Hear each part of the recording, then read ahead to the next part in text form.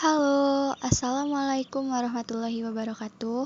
Perkenalkan, nama saya Yuliani dengan NPM 5020040 dari Program Studi Pendidikan Guru Sekolah Dasar. Oke, di sini saya akan menyampaikan materi mengenai menelaah buku siswa, buku guru, silabus, dan rancangan pelaksanaan pembelajaran pada kelas 1, 2, dan 3. Yuk, simak video ini sampai selesai ya.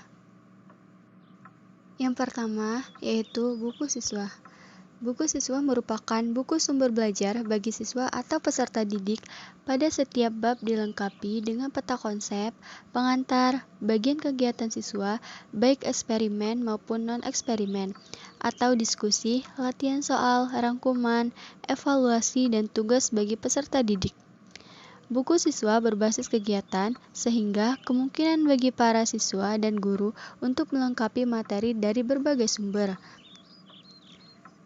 Guru dan siswa dapat mengembangkan dan menambah kegiatan sesuai kondisi dan kemampuan sekolah, guru, dan siswa.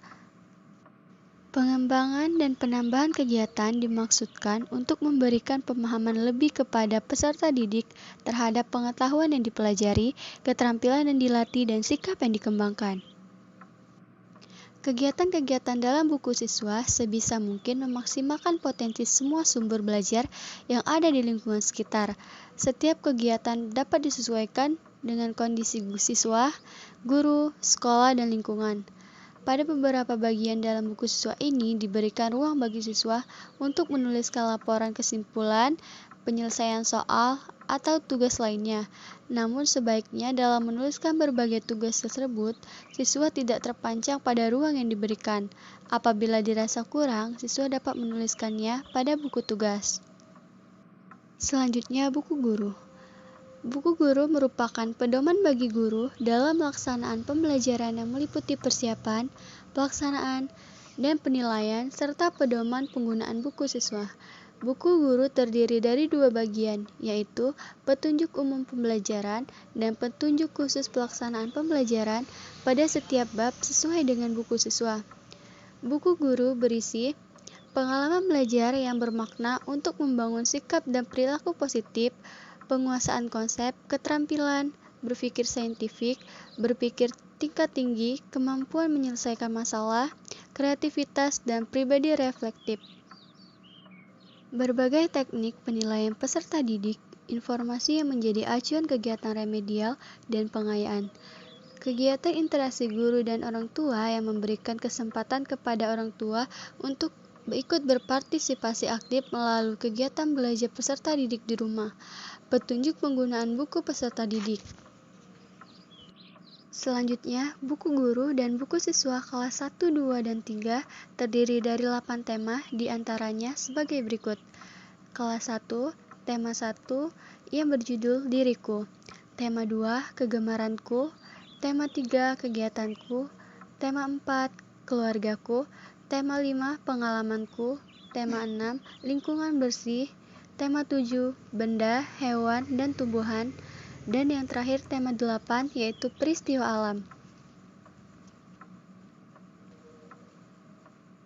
Selanjutnya pada kelas 2, tema 1 yang berjudul Hidup Rukun. Tema 2, Bermain di Lingkunganku. Tema 3, Tugasku Sehari-hari. Tema 4, Hidup Bersih dan Sehat. Tema 5, Pengalamanku. Tema 6, Merawat Hewan dan Tumbuhan.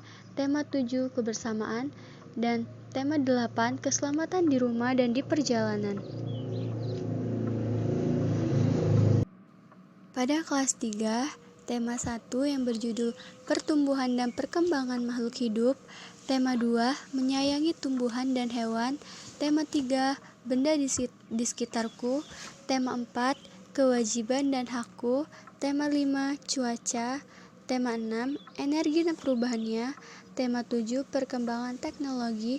Dan tema 8, Prajamuda Karana atau yang disebut dengan Pramuka. Selanjutnya ada silabus.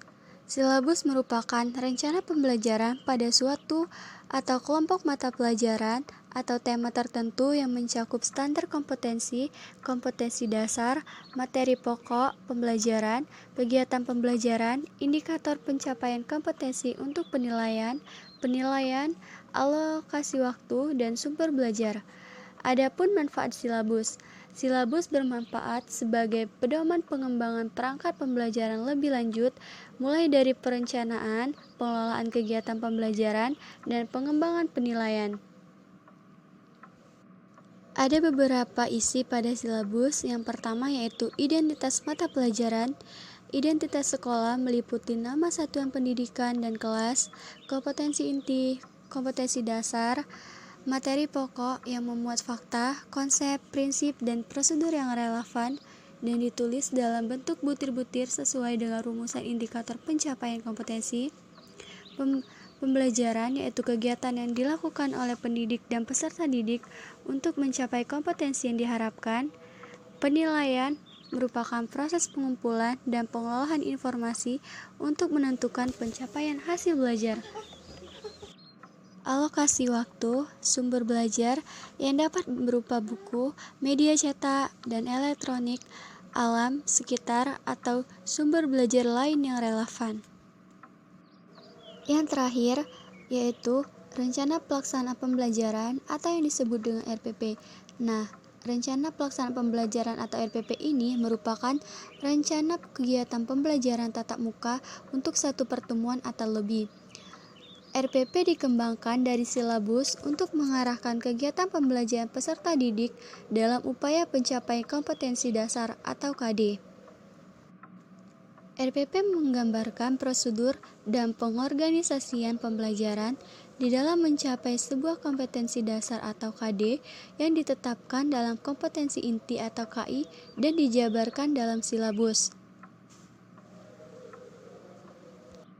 Ada beberapa komponen rencana pelaksanaan pembelajaran atau RPP yang terdiri atas komponen-komponen yaitu identitas sekolah yaitu nama satuan pendidikan, identitas mata pelajaran atau tema atau yang disebut dengan subtema, kelas dan semester, materi esensial atau pokok, alokasi waktu, tujuan pembelajaran, kompetensi inti, kompetensi dasar dan indikator pencapaian kompetensi, materi pembelajaran, metode pelajaran, media pembelajaran, sumber belajar, langkah-langkah atau skenario pembelajaran, dan penilaian hasil belajar.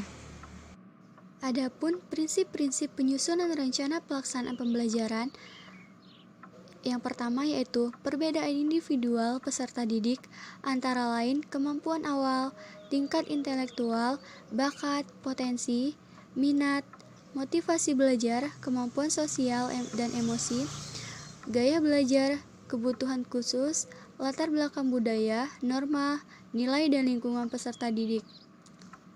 Yang selanjutnya, partisipasi aktif peserta didik berpusat pada peserta didik untuk mendorong semangat belajar, motivasi, minat, kreativitas, inspirasi, inovasi, dan kemandirian.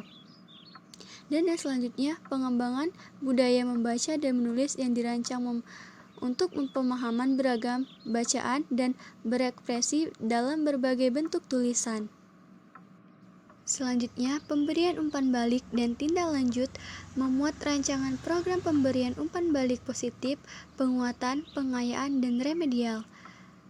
Penekanan pada keterkaitan dan keterpaduan antara kompetensi dasar, materi pembelajaran, kegiatan pembelajaran, indikator pencapaian kompetensi, penilaian, dan sumber belajar. Dan yang terakhir, mengakomodasi pembelajaran tematik terpadu, keterpaduan lintas mata pelajaran, lintas aspek belajar, dan keragaman budaya, serta penerapan teknologi informasi dan komunikasi secara integrasi, sistematis, dan efektif sesuai dengan situasi dan kondisi. Baiklah, mungkin hanya itu saja yang dapat saya sampaikan mengenai materi tentang menelaah buku siswa, buku guru, silabus, dan rencana pelaksanaan pembelajaran. Lebih dan kurang saya mohon maaf. Saya akhiri. Wassalamualaikum warahmatullahi wabarakatuh.